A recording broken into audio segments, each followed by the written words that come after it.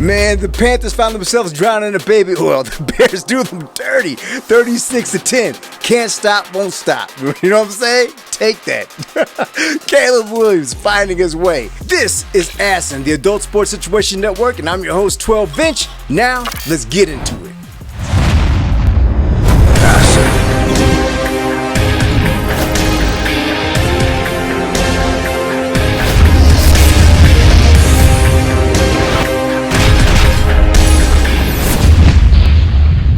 Here's your host, 12 Inch. Welcome to ASIN. This is 12. Look, the Chicago Bears are starting to make their way. I mean, I'm seeing a stark difference between where the Bears started in Game 1 of the season until Game 5. Big, huge difference. Caleb Williams is really looking very comfortable in the pocket, maneuvering in the pocket like no other quarterback outside possibly Justin Fields, but always keeping his eyes downfield. This is why he completed 20 out of 29 for 304 yards, 2 TDs. Now, he should have had 2 more receptions. I think it was DJ Moore who dropped the ball twice. But look, things are coming together. It looks like there was a few quirks on the offensive end where Cole Kmet and Caleb was on the same page on one quick pass. But the thing is, you're seeing the huge difference that we needed to see. And you're seeing the growth. Caleb Williams is facing and trending all the way up. And this could be scary for the NFL because we're just now getting our first foot in the door. This is not even it.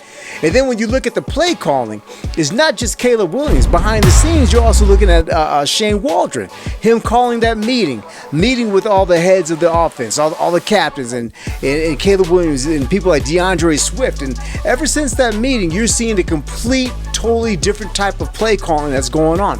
And you're seeing the offense beginning to flourish. And this is not even the finished product. And we're talking about 36-10 over Carolina. Now, I know Carolina is not the best team in the NFL, but they are still a professional team.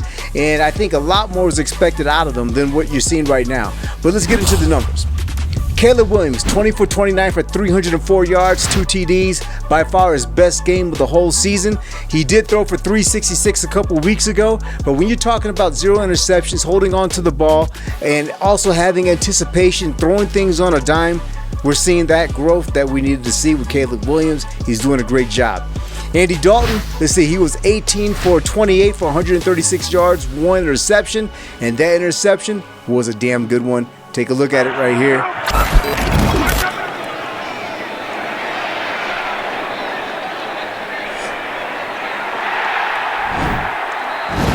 ASIN. And as far as the run game goes, it's beginning to flourish. It's exploding. We're talking about DeAndre Swift going off for, 73 yards on the ground, 21 carries, and 1 TD. And also you have Hubbard. Hubbard had, 13 carries, 97 yards, 1 TD. That's a pretty solid showing. And then on top of that, you have DJ Moore. DJ Moore is beginning to really flourish. Keenan Allen is getting into the mix a little bit here and there. You saw Everett being used today, which was a great sign. You saw Kmet have a couple great plays and catches. I mean, we're beginning to see what this offense is going to be. But DJ Moore had 5 receptions, 105 yards, 2 TDs. The guy was balling. He only had 2 drops. One, I know he probably wants to kick himself for that drop. It shouldn't happen, but at least we were up. It wasn't happening in a clutch situation because DJ Moore is a clutch player. Bringing us clutch. Make sure you guys get your clutch gear right here. Anything that you do in life, you have to be clutch. So be clutch and stay clutch. And you can get it right here at asinsports.com. Moving on. The Bears defense put on a show again today, basically only giving up 1 touchdown, which ended up looking like a fluke. But after that, they were able to settle in and change the whole dynamics of the game. Now, I do want to kind of get into the refs, man, because right now some of this officiating has been horrible. There's been plays called like the holding, which happened on Swift, where the only thing he was holding was the floor. I mean, the man just got rolled over. He just got ran over.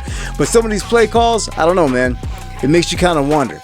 But the Bears are able to do better and play above the refs, where you couldn't erase the deficit, you couldn't tighten up the game, or give Carolina that chance.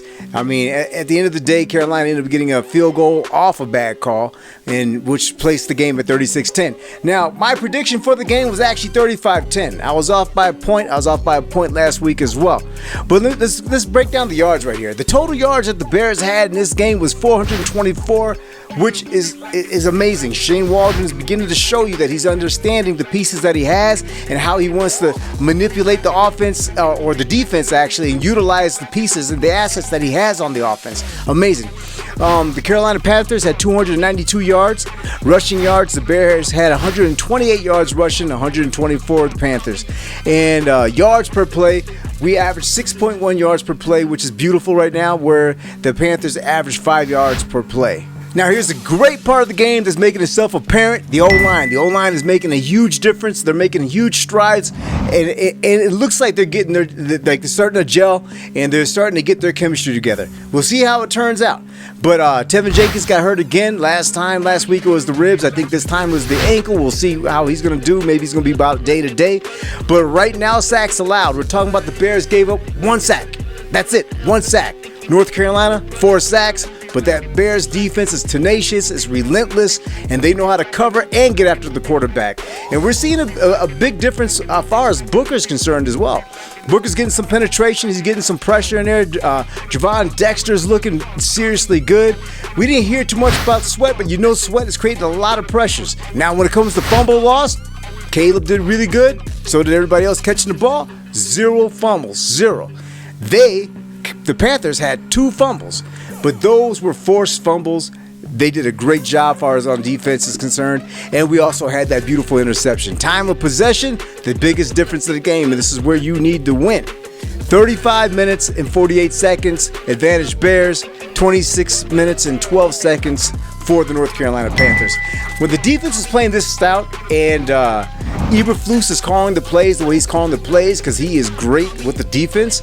And now we have Shane Waldron starting to hit his stride, and you're starting to see the play calling that he's doing and how it matches his personnel. Sky's the limit for the Bears right now. Sky is absolutely the limit. So I expect big things out of them this year. I wouldn't be surprised if they did make the playoffs. The Jaguars are not looking like a great team. It's another way to add an extra win on top of that record before you start facing teams that are going to really test you. But if it wasn't for some of the mistakes in the last couple games, we could be looking at a 5-0 or 4-1 team right now. So, and this is just the beginning, because Caleb is just now learning. So if he stays disciplined within the discipline, makes the super plays when he needs to, like the long touchdowns downfield like he had to DJ Moore, as you guys are seeing right here, or any other kind of plays that he has up his sleeve, and as long as he can be protected, and the other thing is, once he starts scrambling and he gets on the loose and anybody gets open, he's deadly. He's deadly. So it's kind of hard to defend him and all the weapons that we have on the offensive side. Great game for the Chicago Bears. The Carolina Panthers are starting to build again. But the one positive I see for the Carolina Panthers is, after sitting around and watching Andy Dalton play, they did plug in Bryce Young. And he actually had some good plays and some good moments. He has the youth. He has the athleticism. His arm looked lively. He was pretty accurate. He was moving the ball. You know what? He can still be your future. This kid's career is nowhere near over. He's just going to take the route that some of the other greats have taken, learning behind a veteran. And from that, you never know what heights he'll reach, but it's best to find out. Hey, if you like the NFL, you like football, sports in general, this is your station. This is ASSN, the Adult Sports Situation Network. I'm your boy, 12 Inch, that stands for put your best foot forward. In some cases, you have to put your foot down. But next time we pull up in your YouTube feed, make sure you get your ass in.